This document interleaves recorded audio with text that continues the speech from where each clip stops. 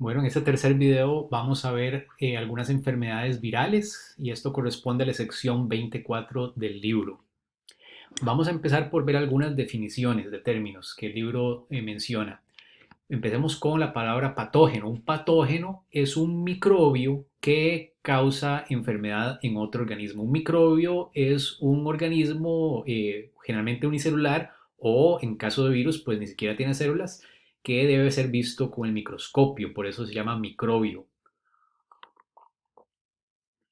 Una infección es cuando un microbio ingresa a otro organismo y empieza a reproducirse dentro de él y causa una enfermedad. Cuando esto sucede, entonces hablamos de huésped y hospedero. El huésped es el microbio patógeno y el hospedero es la especie a la cual está siendo infectada. Por ejemplo, en el caso del virus del SIDA, el huésped es el virus VIH y el hospedero es el ser humano que está siendo atacado. Enfermedad infecciosa es cualquier enfermedad que es causada por patógenos que se transmiten por fluidos corporales. La mayoría de patógenos se transmiten por fluidos corporales, ya sea saliva, mucosidades de los ojos, de la nariz, etcétera, sangre, o directamente, ya sea directamente, que se transmite directamente por contacto de, por ejemplo, las manos cuando lleva saliva, etcétera, o por un vector. ¿Qué quiere decir un vector? Un vector es un animal que transporta a un patógeno de un hospedero a otro. Por ejemplo, un mosquito que llega y pica a una persona, chupa la sangre, se lleva la sangre que puede llevar, puede estar infectada con patógenos y pica después a otra persona y entonces le transmite el patógeno de esa forma. Eso es lo que se llama un vector. Y hay muchos tipos de insectos que son vectores tanto para especies animales como para especies de plantas, se les transmiten enfermedades de esa forma. También epidemia se define como un brote de una enfermedad en una región limitada. Un brote de una enfermedad es que empiezan a haber un número de casos anormalmente grandes pues en el caso de las epidemias en una región limitada, que puede ser un país o en parte de un país o en unos pocos países. Y una pandemia, por el contrario, es un brote simultáneo de una enfermedad en muchas partes del mundo, como lo que estamos viviendo ahora con el COVID-19, ¿verdad? Que es una pandemia y es la primera pandemia en tiempos modernos que tenemos pues ahora y todos ustedes están ya ahora familiarizados con esto.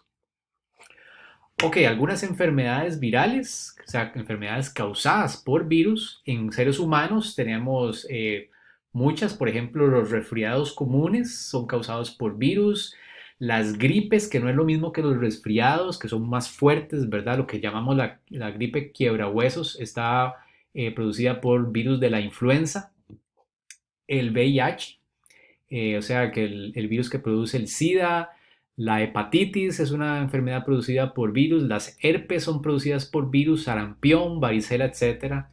Y por supuesto, el COVID-19 es causado por virus. También en animales hay muchas enfermedades causadas por virus. La rabia, el moquillo canino que afecta a los perros, parvovirus que también afecta a los perros, son enfermedades causadas por virus. En plantas también tenemos enfermedades causadas por virus, los llamados mosaicos, las necrosis, muchas deformaciones son causadas por virus en plantas. Si aquellos de ustedes que vayan a ir por la carrera de agronomía, pues van a aprender más sobre esto. Y muchas enfermedades virales en animales y en seres humanos son difíciles de tratar, sobre todo por antibióticos. Los antibióticos son sustancias que afectan a las bacterias. Por ejemplo, cuando tenemos infecciones por bacterias, entonces los antibióticos nos pueden servir, pero los antibióticos no funcionan contra los virus, porque los virus no tienen un metabolismo propio, entonces no sirven. Sí hay medicamentos antivirales que lo que hacen es bloquear las enzimas virales, pero tienen un mecanismo de acción diferente a los antibióticos. Pero para algunos virus sí se han desarrollado vacunas. y vamos a hablar un poco más sobre esto. Las vacunas se desarrollan aprovechando el sistema inmunológico de que tenemos los seres humanos y los mamíferos en general. Eh, en humanos, algunas enfermedades producidas por virus, ya mencionamos los resfriados comunes, en otros son producidos por virus del tipo adenovirus. Hay varias clasificaciones de virus, como ya se los había mencionado. Los adenovirus también pueden provocar vómitos y diarreas, que generalmente son infecciones que pasan relativamente rápido cuando el sistema inmune los detecta rápidamente. Los herpes virus producen las famosas herpes labiales, que producen como estas pústulas que salen en los labios. La herpes genital, que también son pústulas que salen en las regiones genitales y es una enfermedad de transmisión sexual. También existe el herpes zóster, que es un tipo de pústulas, que se producen unas pústulas que salen en casi que cualquier parte del cuerpo y son muy dolorosas. La mononucleosis y la varicela son producidas por este tipo de virus llamados herpes virus. Los virus que aumentan, pues muchos virus, perdón, aumentan el riesgo de cáncer, no muchos, pero algunos. Por ejemplo, el virus de papiloma humano, que es una enfermedad de transmisión sexual, lo que hace es aumentar el riesgo de cáncer de cervix en el útero para las mujeres. Y los virus, algunos de los virus que dan hepatitis, pueden aumentar el riesgo a la persona que sufrió la enfermedad, incluso después de que ya pasó. El síntoma puede tener mayor susceptibilidad a desarrollar después cáncer de hígado. Esto sucede porque estos virus lo que hacen en muchas ocasiones es causar mutaciones en las células, en los tejidos a los cuales atacan, y entonces se puede desarrollar cáncer a partir de eso. Eh, También algo que menciona el libro son las llamadas enfermedades emergentes, que pueden ser virales o pueden ser por otros patógenos también. Las enfermedades emergentes son enfermedades que se han detectado recientemente o que se están expandiendo actualmente. Y este término reciente puede ser desde hace unos pocos años o meses, o puede ser, como por ejemplo en el caso del COVID-19, o incluso unas pocas décadas. Por ejemplo, en el caso del SIDA. Algunas enfermedades emergentes, por ejemplo, empecemos con el VIH, que es el virus de inmunodeficiencia humana. Eso es lo que quiere decir VIH, que es el nombre del virus. Y SIDA es el nombre de la enfermedad que produce este virus. El VIH es un virus de ARN y se identificó como amenaza en el año 1981. Ya esto es pues mucho antes de que muchos de ustedes nacieran, pero todavía imagínense que no se ha producido una vacuna pues efectiva contra el VIH. Ya vamos a ver por qué. El Zika también es un virus de ARN, se descubrió aún mucho antes, en la década de los 50, y es transmitido por mosquitos, pero no fue sino hasta hace unos pocos años que empezó a producir epidemias en varios países del mundo. El virus del ébola también es un virus de ARN, se descubrió en 1976 y es un virus sumamente peligroso, mucho más peligroso diríamos que el virus del coronavirus, pero porque la mortalidad es aproximadamente del 50%. Esto quiere decir que aproximadamente la mitad de las personas que se infectan mueren. Por suerte este virus no se transmite tan fácilmente como el coronavirus, y entonces se ha mantenido relativamente limitado a algunos países de África donde sí han habido epidemias, pero han sido muy, muy localizadas. Pero es un virus que hay que tratar con mucho, mucho cuidado.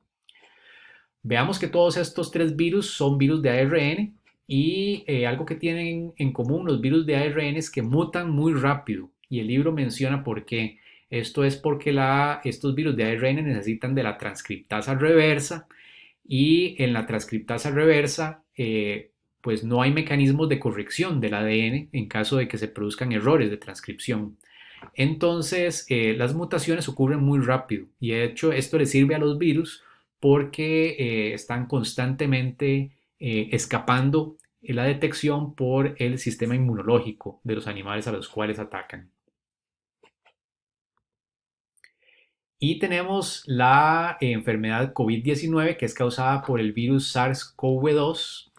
Nuevamente aquí tenemos un caso de donde la gente confunde el nombre del virus con el nombre de la enfermedad. El nombre del virus es SARS-CoV-2 y esto quiere decir coronavirus tipo 2 causante del síndrome respiratorio agudo severo. Ustedes saben que la enfermedad afecta sobre todo al sistema respiratorio. Entonces, coronavirus tipo 2 y esta SARS es en inglés, son las siglas de esto, de síndrome respiratorio agudo severo.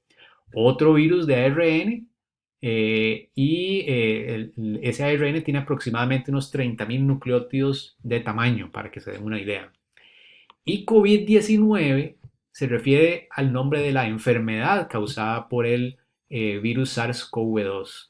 Esto es enfermedad por coronavirus del 2019, porque se detectó primero hacia finales del año 2019. En China, ustedes sabrán la historia ya de este virus. Y entonces, COVID-19 quiere decir coronavirus disease, que es enfermedad en inglés, -19 por el año 2019. Estas son imágenes de, primero aquí a la derecha, lo que tenemos es una reconstrucción hecha por computadora de cómo se vería un virus, ¿verdad? No, nuevamente no lo podemos ver con ese nivel de detalle en la realidad, incluso con microscopio electrónico, lo que vemos es esto.